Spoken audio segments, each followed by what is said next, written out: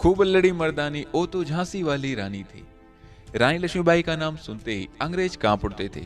साल 1857 की क्रांति में रानी लक्ष्मीबाई ने अंग्रेजों को मुंह तोड़ जवाब दिया।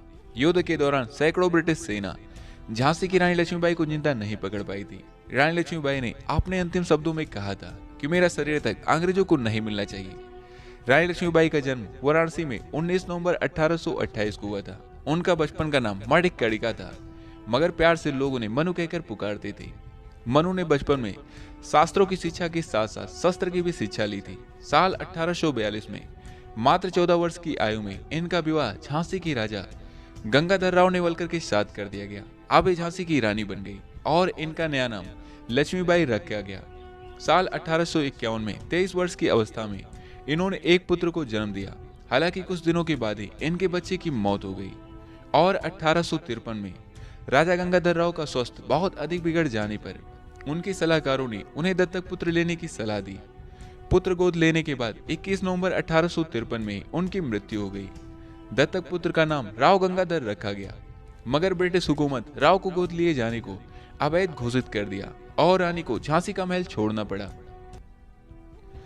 इसके बाद उन्होंने एक 3 मंजिला की साधारण हवेली रानी महल में शरण ली और 7 मार्च 1854 को अंग्रेजों ने झांसी को ब्रिटिश साम्राज्य में मिला लिया।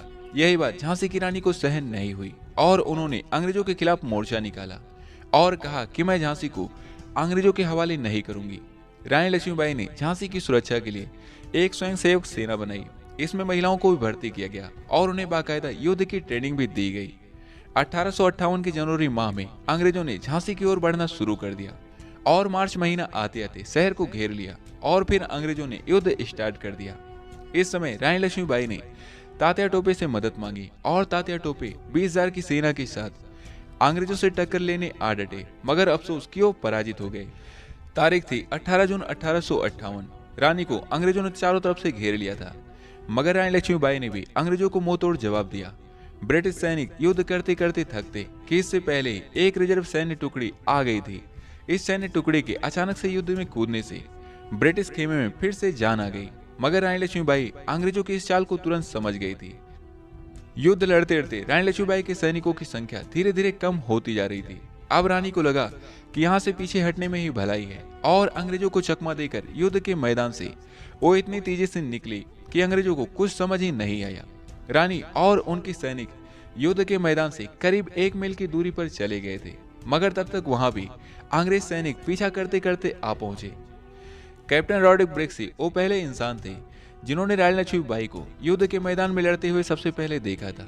इससे पहले किसी भी अंग्रेज सैनिक को ये बात मालूम नहीं थी कि रानी लक्ष्मीबाई कैसी हैं और वो कैसे युद्ध करती हैं, कैसी दिखती हैं। कैप्टन रॉडरिक ब्रेक्स ने बताया कि रानी लक्ष्मीबाई युद्ध के दौरान घोड़े की लगाम अपने दांतों से दबाई हुई थी। वो दोनों हाथों से तलवार चला रही थी और एक साथ दोनों तरफ वार कर रही थी।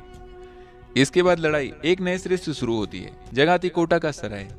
रानी लक्ष्मीबाई के एक सैनिक के मुकाबले अंग्रेजों के दो सैनिक लड़ रहे थे।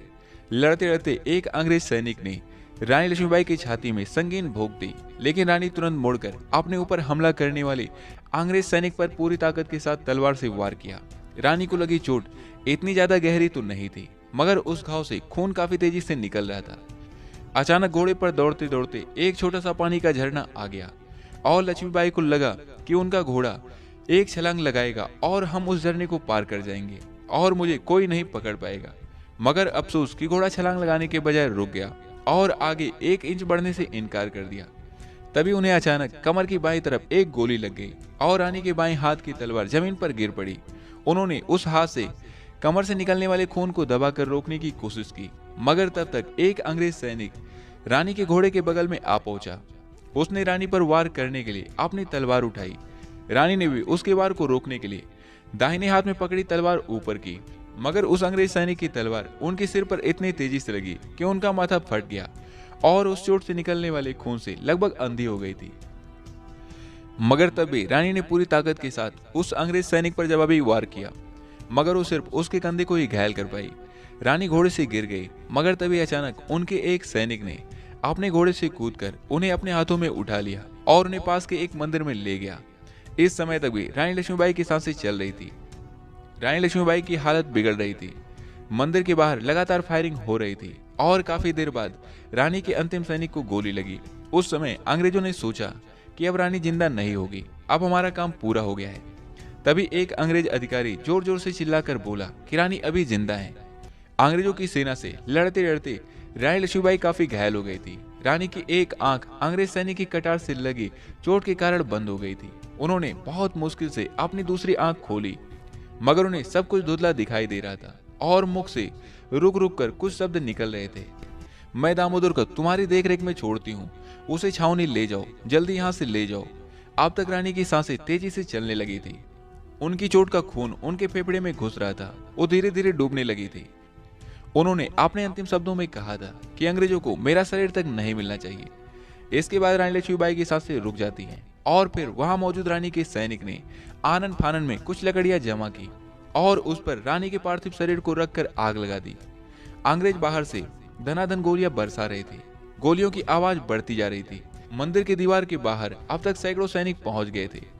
मंदिर के अंदर से सिर्फ 3 राइफल ही गोलियां बरसा रही थी। पहले एक राइफल शांत हुई, फिर दूसरी और फिर तीसरी राइफल भी शांत हो गई। जब अंग्रेज मंदिर के अंदर घुसे तो वहां से कोई भी आवाज नहीं आ रही थी, सब कुछ शांत था। सबसे पहले कैप्टन रॉड्रिक ब्रिग्स ही अंदर घुसे। वहां रानी के सैनिक और पुजारियों के कई दर्जन सौ पड़े थे। एक भी आदमी जीवित नहीं बचा था। उन्हें सिर्फ एक शव की तलाश थी। तभी उनकी नजर एक चीता पर पड़ी, जिसकी लपटें अब तक शांत हो चुकी थी। उन्होंने अपने बूट से उसे बुझाने की कोशिश की। तभी उसमें मानव के शरीर के जले हुए अवशेष दिखाई दिए। रानी की हड्डियां करीब करीब राख बन चुकी थी। इस तरह रानी लक्ष्मीबाई अपने अंतिम सांस तक लड़ती रही। रानी की वीरता को देखकर अंग्रेज कैप्टन ने शहादत स्थल पर उनको सैल्यूट किया। इस लड़ाई में रानी लक्ष्मीबाई के सैनिकों ने लक्ष्मीबाई के बेटे दामोदर को सुरक्षित बचा लिया था, मगर दामोदर ने 2 साल बाद 1860 में अंग्रेजों के सामने आत्मसमर्पण कर दिया। बाद में उसे अंग्रेजों ने पेंशन भी दिया और फिर 58 साल की उम्र में उनकी मौत हो गई। कहते हैं कि जब वो मरे तो पूरी तरह से कंगाल थे। उनके वंशज अभी भी इंदौर में रहते हैं और अपने आप को झांसी वाले कहते हैं। रानी की मौत के बाद विद्रोहियों का भी साहस टूट गया था और ग्वालियर पर अंग्रेजों का पूरी तरह से कब्जा हो गया था। बाद में तात्या टोपे को भी पकड़ लिया गया था और उन्हें शिवपुरी ले जाया गया और वहां एक पेड़ पर उन्हें फांसी दे दी गई। तो इस तरह झांसी की रानी ने अपने स्वाभिमान के लिए अंग्रेजों का डटकर मुकाबला किया और जीवन भर उनकी गुलामी स्वीकार नहीं की, क्योंकि वो चाहती तो एक पेंशनर के रूप में ब्रिटिश हुकूमत के साथ मिलकर काम कर सकती थी, मगर उन्होंने गुलामी स्वीकार नहीं किया और अपने मातृभूमि के लिए जीवन का बलिदान कर दिया।